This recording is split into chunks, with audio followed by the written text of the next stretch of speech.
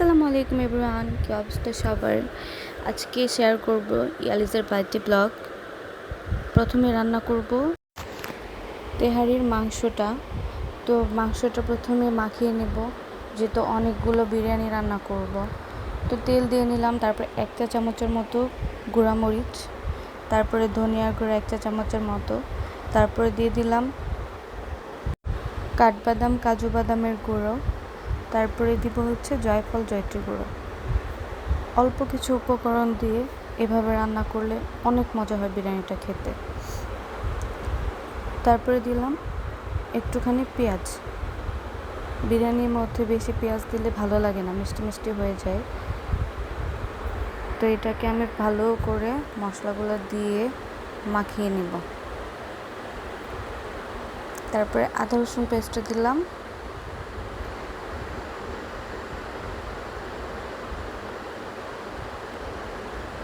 তারপর দিলাম হলো একটুখানি লবণ। যার যেরকম খেতে ইচ্ছা করে স্বাদ মতো লবণ এভাবে দিয়ে নিতে পারেন। তো আমি ভালো করে মাংসটাকে মাখিয়ে নেব। মাংসটা যত মাখানো হবে মশলাগুলো তত ভালো করে মাংসের ভিতরে যাবে। অফ ক্যামেরাতে গরম মশলা একটু জিরে গুঁড়ো দিয়ে দিলাম, তখন দিতে মনে ছিল না। তারপরে মাটির চুলায় বসিয়ে দিলাম। মাটির চুলার রান্না কিন্তু অনেক মজা হয়। মাংসটা রান্না করার জন্য এক্সট্রা আমি কোনো পানি দিব না। মাংস থেকে যে পানিটা বের হবে সেই পানিটা দিয়ে আমি পুরোটা মাংস রান্না করব। যেহেতু অনেকগুলো মাংস একসাথে বসিয়েছি, মাংস থেকে যে পানিটা আসবে সেটা দিয়ে মাংস খুব ভালোভাবে সিদ্ধ হয়ে যাবে। মাঝখানে শুধু অ্যাড করব একটু লিকুইড দুধ। তো কতক্ষণ পর পর খেয়াল রাখতে হবে তলানিতে যেন লেগে না যায়। আমি কতক্ষণ পর নেড়ে দিয়েছিলাম। তারপর মাংসটা যখন হয়ে গেছে, ঠান্ডা হওয়ার পর আমি বাটি দিয়ে মাংসটাকে ভালো করে উঠিয়ে একটা পাত্রে রেখে দিলাম। তারপরে আমি এখানে প্রায় 3 কেজি চাল নিয়ে নিলাম। 3 কেজি চালের জন্য প্রায় 7 কেজি মাংস রান্না করেছি। তো যে পাত্রে আমি মাংসটা রান্না করেছি সেখানে আবার আমি বিরিয়ানিটা বসাবো।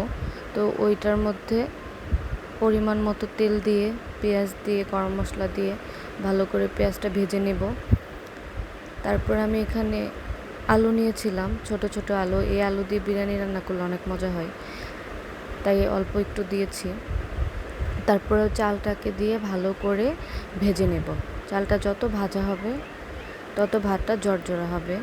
মাঝখানে দিয়ে দিলাম আদা রসুন বাটা দিয়ে, তারপরে আবার একটু ভালো করে ভেজে নেব। ভেজে নেওয়ার পরে গরম পানিটা অ্যাড করে দেব।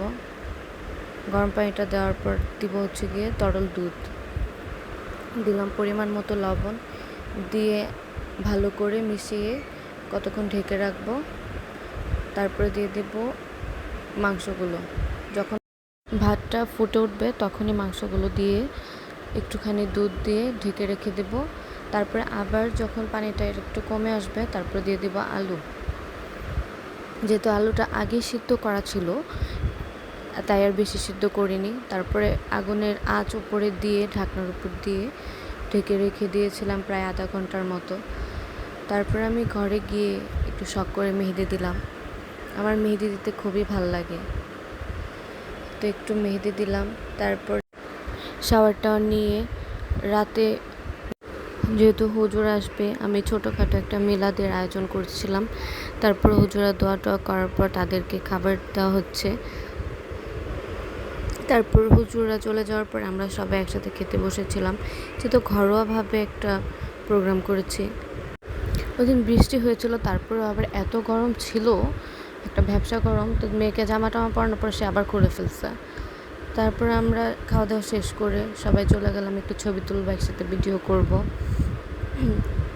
বাবুকে মাথায় ক্রাউন পরাচ্ছি, সে বারবার খুলে ফেলছে। তারপর একটু জোর করে বসে চুল টুল ঠিক করে রেডি করিয়ে সে নিজে নিজে সাজবে, একা একা সাজবে। সে ব্লাশন দিবে, সে চেঁচামেচি করতেছে। সে একা একা রেডি হবে, লিপি লাগাবে। ওর এই ড্রেসটা আমি নিজে বানিয়েছি। কেমন হয়েছে কমেন্ট করে সবাই জানাবেন। তারপরে চলে যাচ্ছে কেক কাটবো। তো কেকটা আনপ্যাক করছি। ও খুব এক্সাইটেড ওর জন্য কী কেক এনেছি। তারপরে যখন দেখলো সে কোকোমেলন, সে এত খুশি হয়েছে, বারবার শুধু হাত দিয়ে ধরতেছে। যে সে এটা নিবে। আর কেক তো আমার মেয়ের খুব পছন্দ, কেক শুধু দেখলেই খেতে চায়। সে ধরে দেখবে এটা কি কেক। আর যেহেতু এটা ওর পছন্দের কার্টুন, তাই সে খুব এক্সাইটেড সে কখন কেকটা কাটবে। তারপর বুড়িটাকে একটু ভিডিও করে দিচ্ছিলাম। বুড়িটা কি সুন্দর করে বসে আছে কেকটা নিয়ে, সে ছবি তুলবে। তারপর আমরা কেক কাটবো।